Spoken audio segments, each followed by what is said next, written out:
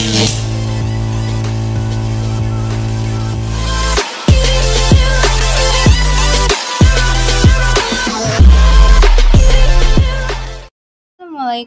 Hi guys, আজকে আমি আপনাদের সাহিত্যের প্রকৃত নাম এবং ছদ্মনাম নিয়ে আলোচনা করব। তো প্রথমেই হচ্ছে আব্দুল করিম।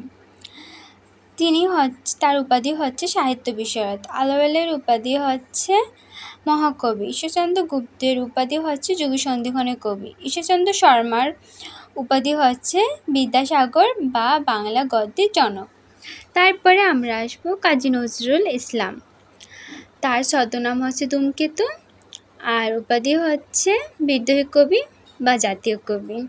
কাজেমাল কুরেশি হচ্ছে কায়কোবাদ, কালীপ্রসন্ন সিংহ হুতম প্যাসা, গোবিন্দ দাস হচ্ছে স্বভাব কবি, মুকুন্দ দাস হচ্ছে স্মরণ কবি, গোলাম মুস্তফা হচ্ছে কাব্য সুধাকর, জসীমউদ্দিন হচ্ছে জমিরুদ্দিন মোল্লা, তার উপাধি হচ্ছে পল্লী কবি, জীবনানন্দ দাশ হচ্ছে রূপসী বাংলা কবি। ডক্টর মোহাম্মদ শহীদুল হচ্ছে ভাষা বিজ্ঞানী, মধুসূদন মজুমদার হচ্ছে দৃষ্টিহীন, নিরঞ্জনা গুপ্ত হচ্ছে বান বট্ট, প্রমোদ চৌধুরী বীরবল। এটা খুব ইম্পর্টেন্ট, নার্সিং ভর্তি পরীক্ষায় বারবার আসে। আর তার উপাধি হচ্ছে চলিত রীতি প্রবর্তক। ফখরুল আহমেদ হচ্ছে মুসলিম রেনেসাঁর কবি। পেরিচাঁদ মিত্র হচ্ছে টেক্সাস ঠাকুর। এটা ভীষণ ইম্পর্টেন্ট।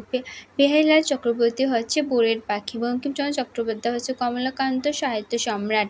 বালাইচাঁদ মুখোপাধ্যায় হচ্ছে বনফুল। বেগম রোকেয়া হচ্ছে মুসলিম নারী জাগরণের অগ্রদূত। বিদ্যাপতি হচ্ছে কবির কঙ্কার বা মিথিলার কোকিল।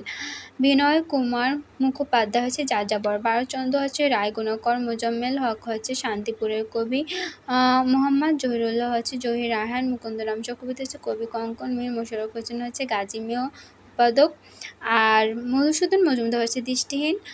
আর মধুসূদন দত্ত হচ্ছে নেটিভ বা মাইকেল। রবীন্দ্রনাথ ঠাকুর হচ্ছে বানরসিংহ। এটা ভীষণ ভীষণ ইম্পর্টেন্ট বিশ্বকবি। তার উপাধি হচ্ছে কবিগুরু বা বাংলা ছোট গদ্যের জনক। রাজশেখর বসু হচ্ছে পরশুরাম। শামসুর রহমান হচ্ছে নাগরিক কবি। শরৎচন্দ্র চট্টোপাধ্যায় হচ্ছে অনিলা দেবী। এটা ভীষণ ইম্পর্টেন্ট, মনে রাখবেন। অপরাজয় হচ্ছে কথাশিল্পী। শেখ আজিজুর রহমান হচ্ছে শওকত ওসমান। তারপর আমরা আসছি সুফিয়া কামাল হচ্ছে জননী সাহসিকতা। এটাও ভীষণ ইম্পর্টেন্ট। সত্যেন্দ্রনাথ দত্ত হচ্ছে ছদ্মে জাদুকর।